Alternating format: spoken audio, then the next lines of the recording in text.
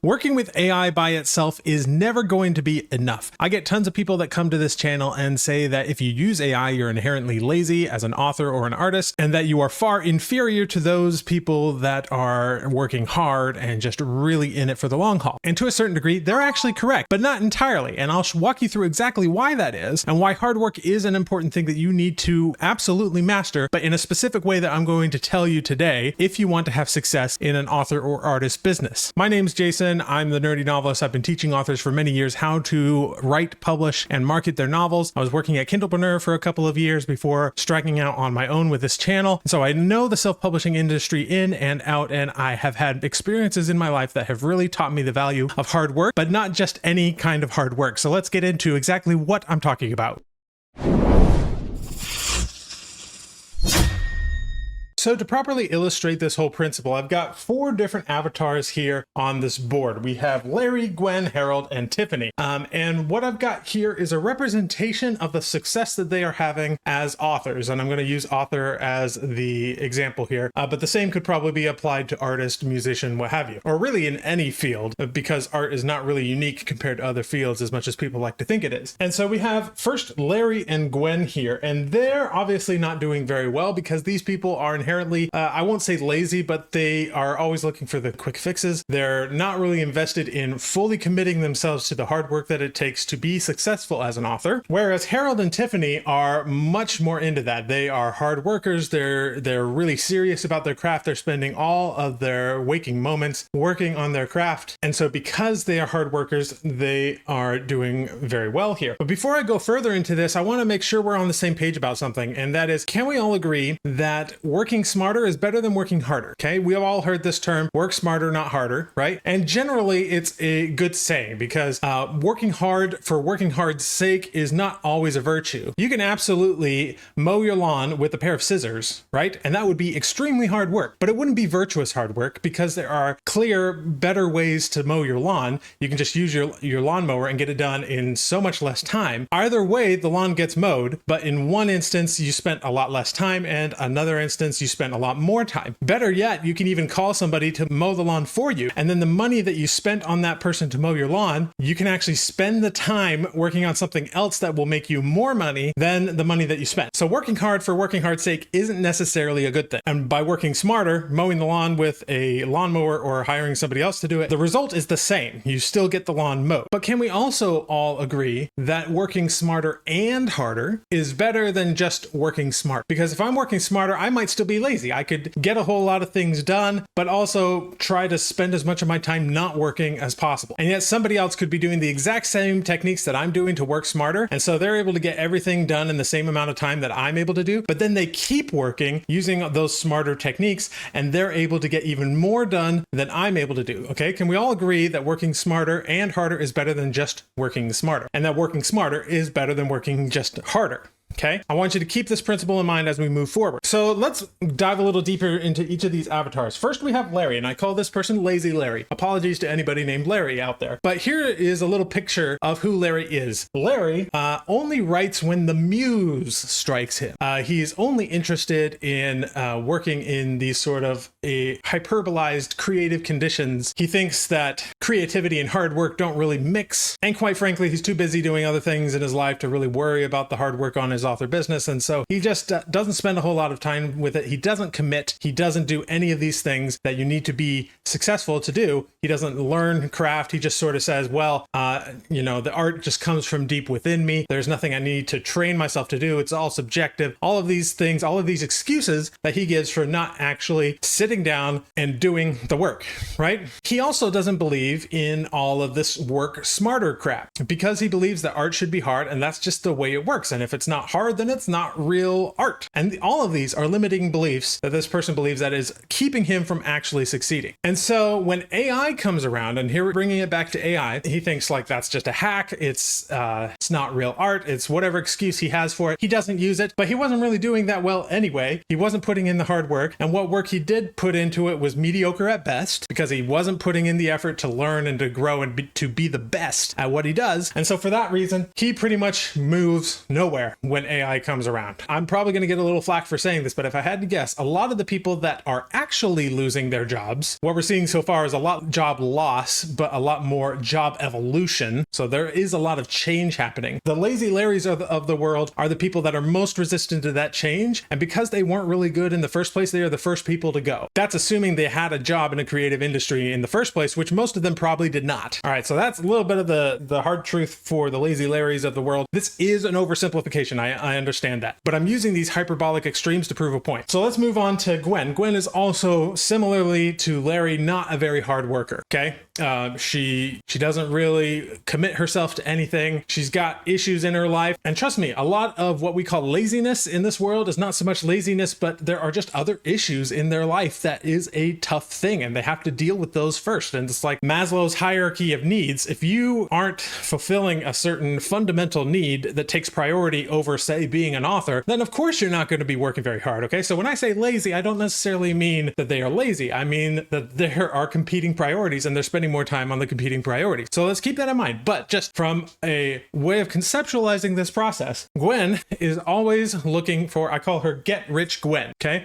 She's looking for the get rich quick schemes out there. Now, let me just have a brief side note here about get rich quick schemes. A lot of them are scams, but there are some get rich quick schemes out there that are actually worth looking at, because often when someone is trying to sell a get rich quick scheme, they're actually selling a method of working smarter, not harder. So they'll come in and be like, this thing will save you hours and hours of time, or this thing will make you so much money for the effort that you put in. And while that might be a little bit of an over exaggeration in the attempt to just sell the get rich quick scheme, often it will save time or money if you spend the time to invest in that thing and learn about it and see how it goes. And so Gwen is constantly looking for these get rich quick schemes because she thinks that working smarter is better than working harder. And she's got that going for her. And she is correct that working smarter, not harder, is the way to go. And so when something like AI comes around, which I think for a lot of the lazy Larrys of the world looks like a scammy get rich quick scheme because it makes everything easier. And according to them, to how they view it, it's this, you push a button and out pops a book, but it's not a real book and all this stuff. That aside, it does make things easier and cheaper to produce and faster as well. And so Gwen, when she comes into contact with AI, embraces it fully, and that becomes a force magnifier for her. So she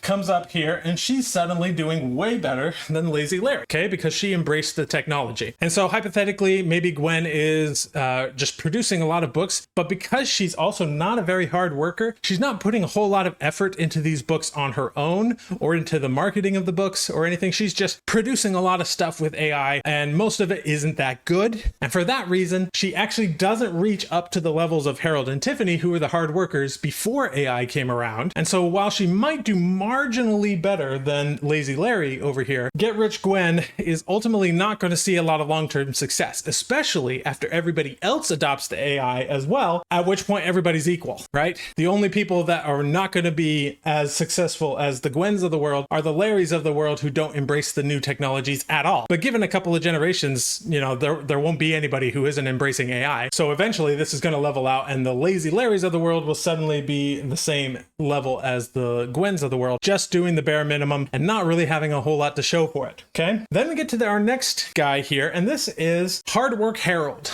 Okay. We'll call him Harold. And he is a hard worker, and he's not only a hard worker, but he's also passionate about learning about the craft of writing. He gets really good at it. He's made a successful living as an author in the past. And overall, that hard work ethic has really done well for him. And a lot of the people who are anti-AI come from this camp as well. We see a lot of them in the Lazy Larry camp, but there are also a number in the Hard Work Harold camp, because these are the people who are getting mad at the lawnmower because they've been cutting grass with scissors this whole time. They see these get-rich Gwens who, with minimal effort, are suddenly coming a little bit dangerously close to the level that they are at. And they see that as very threatening. And indeed, as AI gets better and better, it may be possible at some point that the Gwens of the world get even higher and start to really get close to the level that the Hard Work Heralds are at. Now, because Harold works really hard, I think it's going to be very difficult for the Gwens of the world to actually catch up, even using AI. AI is a valuable tool, but so far it's really better as a productivity tool, not actually as a tool that replaces authors. There's no one-click button and out pops a good book. There are people looking into trying to make this possible, where you could create a book with minimal human oversight, and at some point, as the AI gets better and better, that may actually be possible. And so you are going to pass up the hard work heralds at some point, probably. And that's assuming that hard work Harold stays exactly the way he is and doesn't change anything about his process. But overall, I'd say that the hard work heralds of the world are going to be safe for a long time, because their hard work and their dedication to their craft is going to show in the quality of the output that they produce. And I think it's going to be a very long time before AI is able to get the exact same level of quality that someone who has been working their whole lives at creating these amazing, beautiful stories can do on their own. Yes, sometime we might get there at some point, but I think it's going to be a while. But since the hard work heralds of the world are not actually working on improving themselves with the new AI technology, they pretty much stay right here where they are. And so slowly, the get-rich-quick Gwens of the world are going to be leveling up the technology that they're using, and slowly, it's going to get to a point where they're in competition with the hard work heralds of the world, and that can be very threatening if you are a hard work herald. And it's going to be even more threatening for the lazy Larrys over here, who have stayed at this low level this whole time, never getting it to the point where the heralds were at in the first place, because the herald understands some things that the lazy Larry doesn't. He understands that art is something you have to work at consistently and passionately and pretty much all the time. You look at the Michelangelos of the world, and they were passionate in ways that nobody else was. They were working harder than anybody else was. There's a quote, and I don't know who actually first said this quote because I've heard it from multiple people, but there's a quote out there that says, "I always write when the muse strikes." Thankfully, the muse always strikes exactly at 9 a.m. sharp. And I love that, because it's something that we can train ourselves to do, to get creative at will, to be able to work hard in a particular environment. But now let's get to Tiffany. Tiffany is a little bit different from Harold, but in a lot of ways, she's the same. She's a very hard worker. She's been doing this her whole life. She's been working at it. She's been learning her craft. She's been doing all of the virtuous things that Harold has been doing. She understands that becoming successful as an artist means you are working at that art all the time, and that to truly stand out, you have to be doing that. There's one thing that sets Tiffany apart, and that is, unlike Harold, she doesn't believe in hard work for hard work's sake. She believes in working smarter and harder. And so when AI comes around, she immediately sees it as an opportunity to work smarter, not harder. She immediately sees that, hey, this can help me with some of the areas that I spend so much time on that is the equivalent of cutting grass with scissors. Right? Because there are aspects of the writing process and the art process and the music process that are basically drudge work. It's not the kind of thing that we're actually getting much value out of doing. And this is why you'll see a lot of sculptors today using, power tools to get those initial first cuts out of the way, because it makes no sense to spend time with a chisel getting those first big cuts out of the way. You bring the chisel in when you're refining things at the end of the process, right? And so she understands this. She understands that there are areas of her process that could be done more efficiently. And so she works smarter, and with AI, suddenly her level of success and productivity goes through the roof. Right? And that's because, unlike Harold, she has gone and worked smarter, not harder. And she is the person that's going to be reaping the most benefit out of all of these, get rich quick schemes. Because also, in contrast to Gwen over here, she is a hard worker. And nobody who uses AI in a lazy way is ever going to be able to compete with an author who uses AI in a smart and efficient and hardworking way. By contrast, the Heralds of the world who are not embracing these new technologies are also not going to be keeping up with the Tiffanys of the world. And I get people that say, well, once AI is capable of writing a book that's just as good as a human's, how can we take that to the next level? Like, how can a human be able to match that and actually exceed what an AI can do with the touch of a button? And first of all, I'll just point out, I do not actually think that AI will ever get to that point. And if it does, it'll be because we've achieved AGI, and then we'll have bigger problems. I believe that a human plus an AI will always be better than just an AI alone or just a human alone. But let's just say say, for the sake of argument, that an AI does get to the point where it can write a book just as good as a human. How can a human make that better? And the answer to that is, I don't know. It could take a number of different routes. Perhaps what the AI isn't so good at is coordinating the universe. So maybe the AI can write individual books in a series, but then the human is the one that sort of like coordinates how all of these books fit together. And so we're thinking on a bigger macro scale and create something that would never have been possible in the past. Or you could go, instead of going wider, you could go deeper. Instead of writing a whole bunch of books, you could write one book or one series and then use AI and the power, the leverage that you get from AI to adapt it into multiple mediums. So you could get a comic book, you could get a movie, you could get an animated show, you can get a video game, you can get all of these things all around one single story. The point is, while AI is going to enable us to do things that we couldn't do before, if you combine that with hard work, you're still going to be able to outperform the people that are using these tools without the hard work. We just don't know where the ceiling is. Before, we thought the ceiling has been just writing a good book, right? That's as good as you can get. Write a good book, maybe write a couple of books over the course of your lifetime, and that's it. AI has removed that ceiling and made it suddenly possible to do things that would never have been possible to do before, and we don't know where that ceiling is going to end up. But what we do want to do is we want to make sure we're not the Gwens of the world, because the Gwens of the world are trying to use this technology to hit the previous ceiling, the ceiling that we used to have, which is just to write a good book or a good series of books. And they maintain that perspective that this is the ceiling, this is how far I can get. The heralds of the world are also thinking in terms of that ceiling. They got to that ceiling because of their hard work and everything, and so they feel threatened by the Gwens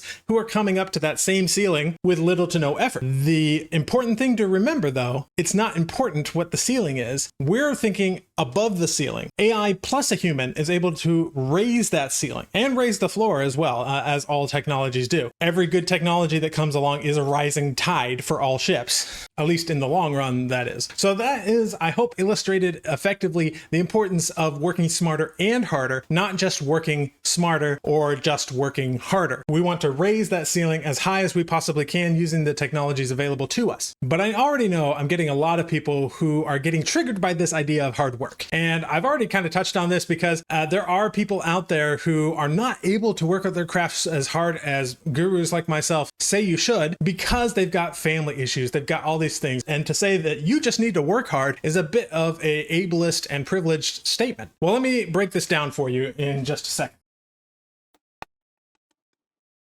The first thing that you need to know is that hard work is important in every area of your life. Everything worth accomplishing takes hard work. If you want to level up your relationship, it's going to take hard work. If you want to level up your business or your side hustle or whatever, it's going to take hard work. You're going to have to outwork people, and not just outwork them, but outthink them as well. Work smarter and harder to succeed in that business. If you want to work on your mental health, that's going to take work. And so sometimes we think that we've got to be putting all of this work into our business, when in fact we really should be putting the work into ourselves first. And so if you have, say, a mental condition or something like that that prevents you from actively being able to work hard in these situations, your first step should be to work on your own personal development. That's why in the entrepreneurial space, it's almost a common saying to say being an entrepreneur is the best self-development journey you can go on, because you have to level up yourself before you're able to actually level up a business. And so when I say you need to be the Tiffany of the world and to be working hard at your craft and incorporating the AI and all of these things, that's if you've gotten yourself together in other ways. If you are low on that Maslow's hierarchy of needs and you are just trying to survive, work on yourself first, get that out of the way, and then you will have the bandwidth to be able to grow a business. Now, I say that it doesn't always go in that order. Sometimes you work on the business and you realize in order to work on the business, you have to level yourself up. And so it's kind of a continuous cycle of leveling up your business as you level yourself up. So it's not necessarily like, oh, okay, I'm going to work out my mental health issues and then I'll go start a business. Not necessarily. Sometimes starting the business is the catalyst for leveling up your mental health. I've seen this myself. I've struggled with food addiction, a lot of weight and health issues, and that's something that I've really had to dial in and get good at in order to succeed at the business, because the succeeding at the business is the biggest passion that I have right now. But just bear in mind, when I say hard work, I'm not necessarily talking about work at writing or your art or whatever it is. It might be work on yourself. And another thing I want to make sure we clarify here as to the nature of hard work. A lot of people are going to say, well, if you've worked that hard, you're going to burn yourself out. You're going to burn the candle at both ends and everything. And I want to make it clear, that's not the kind of hard work that I'm talking about.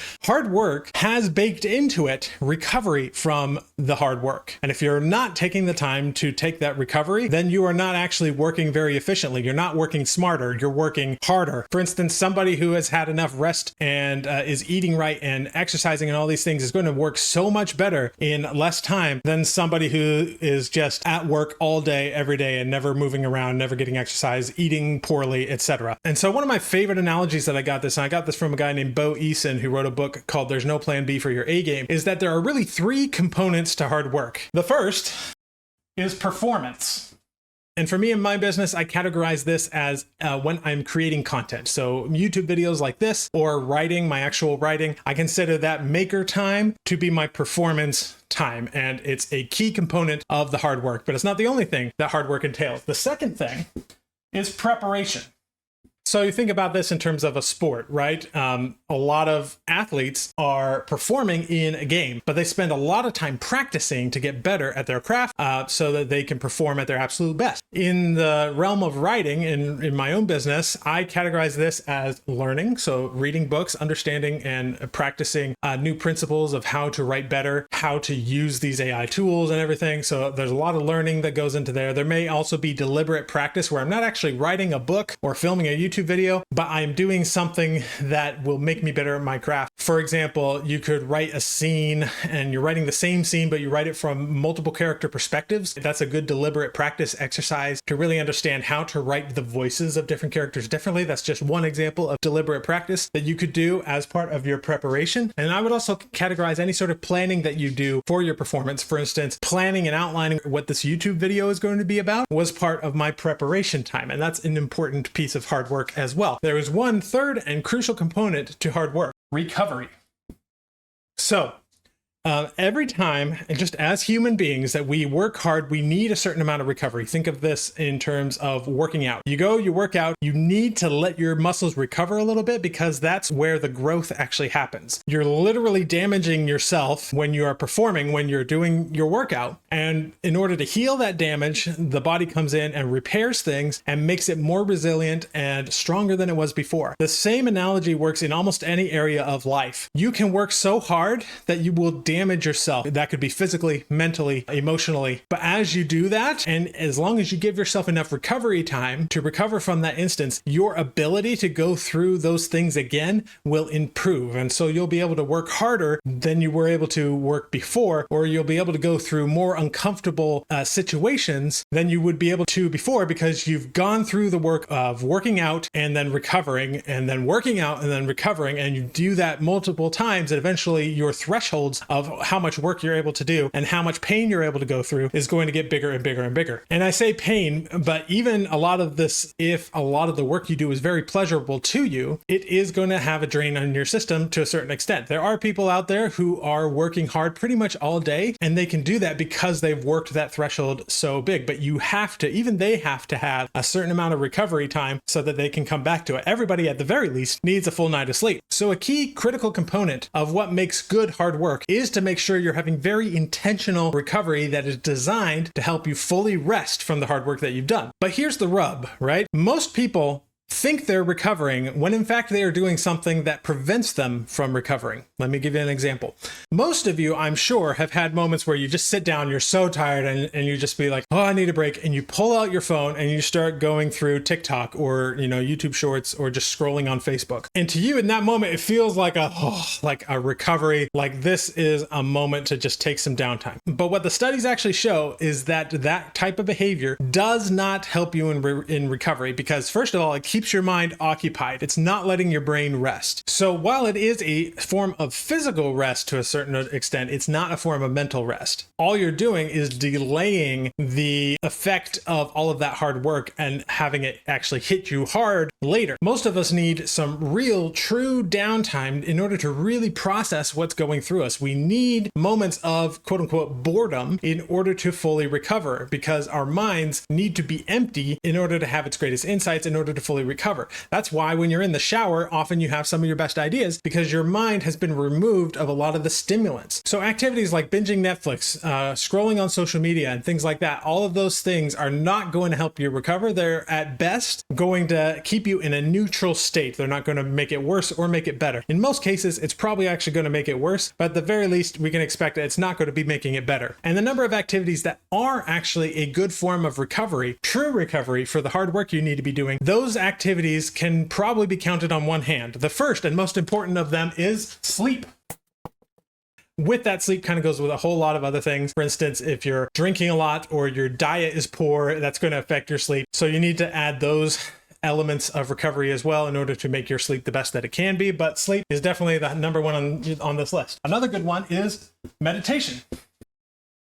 Or I would add to this just having time where there's nothing going on, where it's just silence. And I understand this is a privileged type of statement because you might have kids, you might have things. Try to find at least 10 minutes of your day where you can just sit in silence. Do not get your phone out. Just stare at a wall if you have to. And that alone is going to do wonders for you. Because once again, you need that downtime for your brain to just process things. That's part of the recovery, is just having time to process. So even, say, washing the dishes or going out for a quick walk and doing so without listening to anything, no podcasts, no audiobooks, just allowing yourself to exist and letting your brain process the day is going to work wonders for you. A third, and one of my favorites, is reading.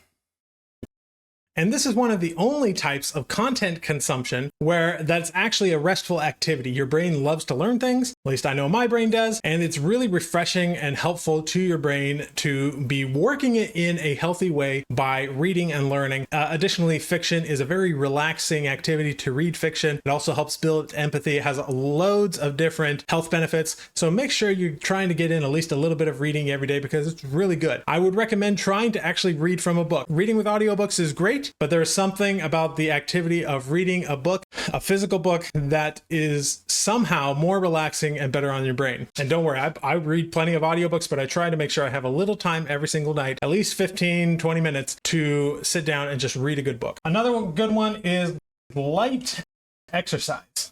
So heavy exercise, like you go and you work out at the gym for an hour, that's going to be a type of work, right? And it's hard work and that requires recovery. But there are some forms of exercise that are recovery activities in themselves. A great example of this is just taking a walk out in nature. There's all sorts of benefits to being out in nature and it's just a great thing. So make sure you're getting at least a little bit of light exercise every week because that is a good example of a restful activity. Additionally, if your work allows it, try to find a time inside of your work schedule where you can just go and take a walk around the block and come back to work. It's going to do wonders for your productivity. There's one more that I would recommend on here, and that is relationships. And I mean real relationships. This is one of those things that we're losing in today's society, is the ability to form close personal relationships with friends and family because we're all on our phones so much. And this isn't me just being like, back in my day, like there's actual research to back this up. And so making sure you have some time with no cell phones involved, that you just have time with another person. It can be a family member, it can be a close friend. Making sure you have that one-on-one time in your life is absolutely crucial for your own mental health. And I've actually found in my own life, this is one of the big things that I was missing. And as I've been working on improving my health, I've found that my social life has been one of the things that's been holding me back. Because I haven't had a very good social life, it's ended up impacting my mental health in such a way that it drives me to partake in my food addiction and eat more. And then that just creates a negative spiral and so forth. And as I have worked on building more meaningful relationships in my life and spending more time with those people that I love, the healthier it's made me. And it actually makes it easier for me to get through the hurdles of my addiction. So these are the big 5 recovery exercises. If you can do these and be consistent with these, you're going to have a much better time at actually working hard when you need to work hard. And I would categorize these 5 activities as essential parts of the working hard process. And you need to have them built into your schedule if you want to be working hard. All right, the last thing that I want to make sure I cover for you here is we've established that there are the get-rich Gwens of the world and the tech-savvy Tiffanys of the world who are both embracing AI, but because the Tiffanys also work harder, they're going to have more success than the Gwens of the world. Well, I just want to outline one other thing that's going to benefit you if you want to be one of these tech-savvy Tiffanys. So let's look at a graph here again. And again, this is kind of a hyperbolic scenario, so I can prove a point here. Let's say the AI, we've got like level 1, 2, 3, 4, 5, 6, 7, 8, 9, 10 here. Okay, so this graph goes up to 10. And here we have AI just kind of by itself with very little human oversight. We have, let's call this a Gwen, right? Someone who's using AI heavily, but not really doing the hard work. And then we've got over here the Tiffany, right? So far, the Gwens of the world have been maybe coming up to a 2 in skill level, right? They're at this level. That's really all they're able to do. And so they're not actually very good. A Tiffany, on the other hand, might be up here at like an 8 because she's a hard worker. She spends the time to learn her craft and all of that. But let's say the AI by itself with very little human oversight is able to write at a level 5. And actually, we've seen this happen. I have a friend who runs a fiction magazine where they take submissions and they have to read through the slush pile and everything. And she did an issue that was specifically for AI stories. And so many of the people that came to her were just like, oh, all the stories you get are going to be crap. It's just going to be so much worse than the submissions that you have before. And what she found was actually the opposite. And a lot of them couldn't even string a proper sentence together, right? AI, at the very least, can string proper sentences together. And so a lot of the submissions ended up being better. However, if a Gwen, who's at a level 2 here, is using AI, which is a level 5 here, the Gwen is never going to be getting above that level 5 because her own level of skill is never going to be higher than the AI's. So she is never going to know how to take what the AI gives her and make it even better. Tiffany, on the other hand, was already better in her skill as a writer than what the AI could give her before. And so she is able to harness the AI, and she's able to basically take that and make herself even more efficient because she knows how to use the AI as a productivity tool to make herself more efficient. But then she's able to go in there and edit and do whatever she needs to do to make that prose shine. She also has a better understanding of story structure and exactly how to prompt the AI to give her the right type of storytelling things that she needs. So I get a lot of people coming to this channel and saying, well, it's fine if you want to use AI, but you've got to actually learn to be a writer on your own first, because if you don't do that, you're not going to know how to take what the AI gives you and make it better. And to a certain extent, that's true. A Gwen of the world is never going to be able to make anything better than what the AI gives her because she has never been able to learn to be better than the AI. For the most part, some of them do, but most of them are not professional artists, and they are called editors. An editor can take a book written by a human or an AI and know what to do to make it a whole lot better. And yet they may not have written that many books on their own. It's kind of like looking at the world of athletics and the relationship between the players and the coaches. An editor is much more like a coach and the player is much more like the author. And even though you might have the best player in the world, like think of Michael Jordan, right? The best at the world at what he did. His coach wouldn't have been better than him. Like he couldn't have gone head to head with his coach and his coach would have beaten Michael Jordan. Like that's just not how it works. Even in the coach's prime, he probably never could have beaten Michael Jordan. And so why does Michael Jordan need a coach? Well, because sometimes the coach can look outside of things and is able to succeed at his job, which is to coach. His job is not to be better than Michael Jordan. His job is to make Michael Jordan better, which is a different skill. And so I do believe that if you want to be an AI author, we need to be starting to think of ourselves a little bit less like an author and more like an editor, because working with AI is somewhere between writing a book yourself and having a ghostwriter write a book. It's somewhere in the middle there. And if you were to hire a ghostwriter, then you would need to edit that book to make it shine. If you are just writing it yourself, you do it yourself. And if you're writing with AI, it's kind of a hybrid between the two. And so if you want to get better at this and make sure you know how to take the AI and make it better, I believe this is going to be a new skill going forward, is the ability of making the AI better rather than just doing it yourself. I do think there's value in doing some writing by yourself without the use of AI, but that writing can be done without the expectation of creating a product. Much of what holds us back from actually writing ourselves is the pressure of having to create a book and sell it, or sell it to a traditional publisher or what have you. So instead, if you just spend your time doing like deliberate practice, then you'll get better as a writer, and then you can still use the AI to help you create the products. But I do think you can also learn how to use the AI and how to edit the AI without actually having to spend a whole lot of time writing the books yourself without AI, if that makes sense. So if you want to learn some of these principles, I have a whole lot of training that I do for authors who are at this level and want to be at this level.